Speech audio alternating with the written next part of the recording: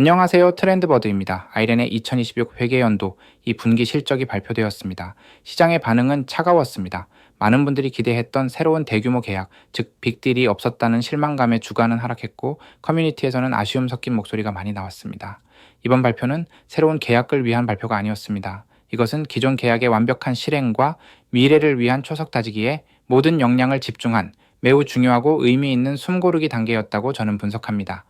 오늘 영상을 통해 왜 이번 발표를 단순한 실망이 아닌 더 큰 도약을 위한 새로운 시작의 신호탄으로 해석해야 하는지 그 구체적인 근거들을 하나하나 깊이 있게 짚어드리겠습니다. 자, 그럼 먼저 시장이 가장 아쉬워했던 부분, 바로 재무실적부터 냉정하게 살펴보겠습니다.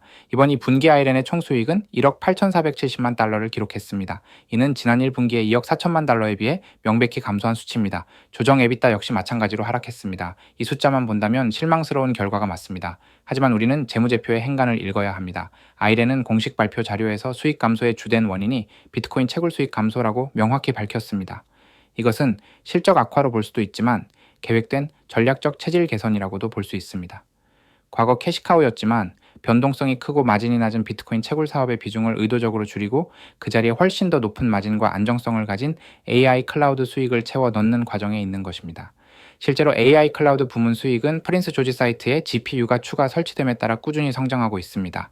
또한 이번 분기 순이익에는 2억 1940만 달러에 달하는 전환사채 관련 금융상품에 대한 미실현 손실이나 AI 전환에 따른 채굴 하드웨어 손상 3,180만 달러와 같은 실제 현금 흐름과는 무관한 비현금성, 비반복성 회계 항목들이 크게 영향을 미쳤다는 점도 반드시 감안해야 합니다. 즉, 이번 재무제표는 아이렌의 현재 운영 능력이 후퇴했음을 보여주는 것이 아니라 더 강한 기업으로 거듭나기 위한 거대한 전환 과정에서 발생하는 일시적인 성장통에 가깝다고 해석하는 것이 정확합니다. 그렇다면 우리가 주목해야 할 진짜 성과는 무엇이었을까요?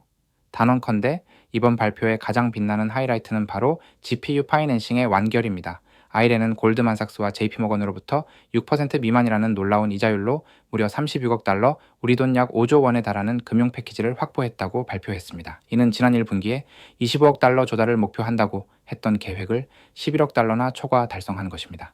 이 자금 하나로 마이크로소프트 계약에 필요한 막대한 GPU 구매 비용의 95%가 해결됩니다. AI 데이터 센터 사업의 가장 큰 리스크인 자금 조달 허들을 시장 최상의 조건으로 넘어선 것입니다. CEO 된 로버츠는 여기에 더해 마이크로소프트의 선급금을 감안하면 실질 이자율은 3%대에 불과하다는 점을 강조하며 우리는 본질적으로 거의 공짜로 GPU를 얻은 셈이라는 자신감을 내비쳤습니다. 아이렌이 지난 몇 달간 보여준 행보는 다른 무엇보다도 마이크로소프트 계약을 가장 완벽하고 이상적인 조건으로 성공시키기 위해 모든 역량을 집중하는 것이었습니다. 그리고 그 결과는 이번에 발표된 성공적인 자금 조달로 증명되었습니다. 이를 통해 아이렌은 프로젝트의 가장 큰 불확실성을 제거하고 이제 다음 단계를 준비할 수 있는 견고한 발판을 마련하게 된 것입니다. 두 번째 핵심은 아이렌의 데이터 센터에 대한 물리적인 건설이 계획대로 순항하고 있다는 점입니다. 먼저 마이크로소프트의 AI 심장이 될 텍사스 차일드레스 부지, 호라이즌 1부터 4까지의 건설은 일정대로 진행 중이라고 재차 확인했습니다. 이것은 단순한 업데이트가 아닙니다. 마이크로소프트 계약에서 발생하는 연간 19억 4천만 달러의 매출이 올해 안에 차질 없이 실현될 것임을 의미하는 가장 확실하고 믿음직한 담보입니다. 그리고 많은 투자자들의 최대 관심사 중 하나인 스위트워터힐 부지의 전력 인입, 즉 가동 시점에 대해서도 명확한 입장을 밝혔습니다. 지난 분기 2026년 4월이라는 구체적인 월을 언급했던 것이 이번에는 2026년 2분기 내로 표현이 다소 넓어졌습니다. 물론 이를 보고 지연되는 거 아니야? 라고 생각하실 수 있습니다. 맞습니다. 4월이 될 수도 5월이나 6월이 될 수도 있다는 약간은 보수적인 표현으로 바뀐 셈이죠. 하지만 저는 여기에 크게 실망할 필요는 없다고 봅니다. 적어도 3분기로 넘어간다는 얘기는 아니니까요. 수조 원이 투입되는 거대한 인프라 사업에서 일정이 몇 주 정도 유동적으로 바뀌는 것은 충분히 발생할 수 있는 일입니다. 만약 이 일정이 3분기, 4분기로 계속 밀리는 모습을 보인다면 그때는 정말 부정적으로 바라봐야겠지만 아직은 계획의 오차 범위 안에 있다고 이해하는 것이 합리적입니다. 더 중요한 것은 ERCO T0 배치에 대한 자신감입니다. 최근 텍사스 전력망 운영기관인 ERCOT는 폭증하는 데이터 센터 전력 신청을 효율적으로 관리하기 위해 실현 가능성이 높은 진짜 프로젝트만 골라 최우선으로 처리해주는 배치 프로세스를 도입했습니다. 여기서 제로 배치는 바로 그 최우선 통과 그룹, 즉 VIP 패스에 해당합니다. 시장은 이 새로운 제도 때문에 프로젝트가 지연될 수 있다는 우려를 제기했지만 댄 로버츠는 우리는 2023년에 이미 계약을 마쳤기 때문에 실질적인 영향은 거의 없다고 단호하게 선을 그었습니다. 이 러코트 이슈는 지연의 원인이 아니라 오히려 수많은 유령 프로젝트들 사이에서 아이렌이 검증된 사업자임을 증명하는 기회가 된 셈입니다. 여기서 우리가 놓치지 말아야 할 부분이 있습니다. 바로 차일드레스의 남은 부지, 호라이즌 웨서 10에 대한 이야기입니다. 이번 발표에서는 이 부분에 대한 구체적인 계획이 나오지 않아 아쉬움을 남겼습니다. 하지만 이는 반대로 생각하면 이제 호라이즌 1부터 4까지의 자금 조달과 건설이라는 큰 산을 넘었으니 회사의 다음 역량이 바로 이 거대한 미개척지에 집중될 것이라는 강력한 신호이기도 합니다. 시장은 이제 아이렌이 이 엄청난 잠재력을 어떤 새로운 계약으로 채워나갈지 예의주시하게 될 것입니다. 그리고 이 모든 것 위에 아이렌은 이번에 오클라호마의 1.6기가와트 규모의 신규 데이터 센터 캠퍼스를 확보했다고 발표했습니다. 이로써 아이렌의 총 확보 전력은 4.5기가와트를 훌쩍 넘어서게 되었습니다. 이는 단순히 전력량을 늘린 것을 넘어 텍사스 이 르코트에 집중되어 있던 리스크를 분산하고 새로운 시장인 사우스웨스트 파워 풀이라는 곳으로 확장하는 매우 중요한 전략적 다각화입니다. 이는 회사가 10년, 20년을 내다보는 장기적인 제국 건설의 그림을 그리고 있다는 명백한 증거입니다.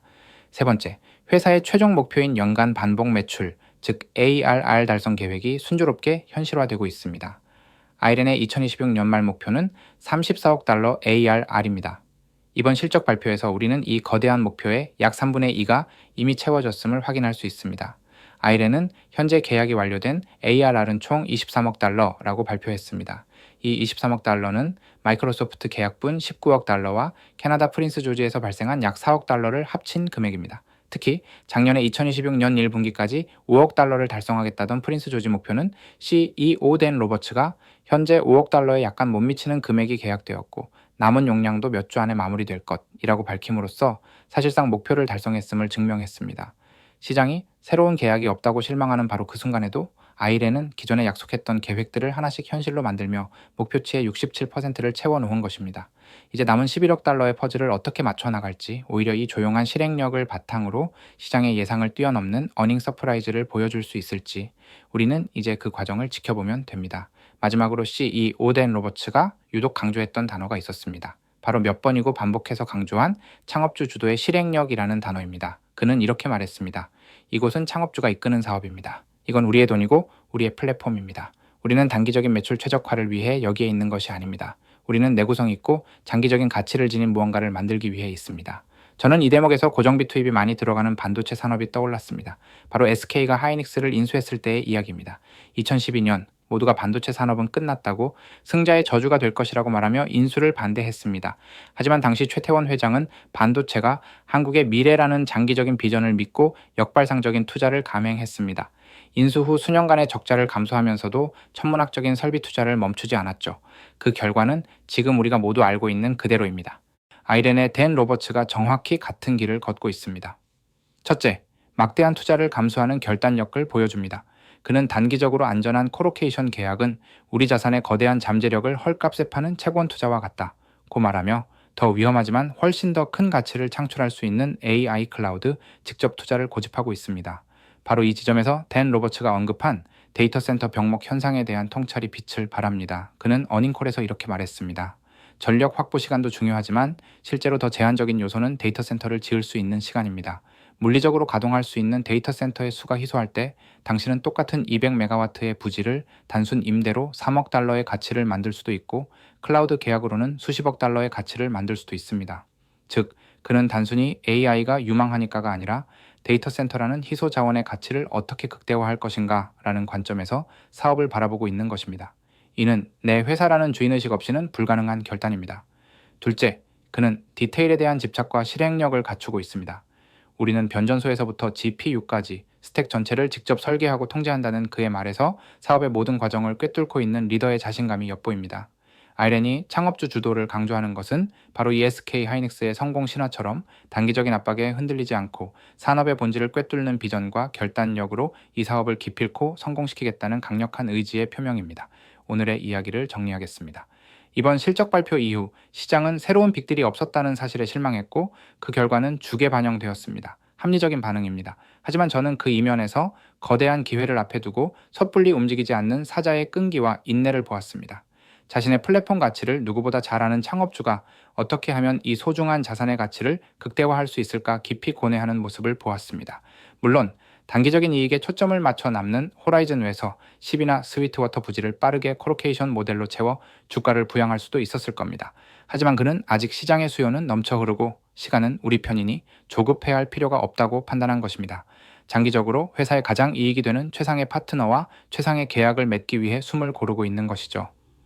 여기서 투자자의 선택이 갈립니다.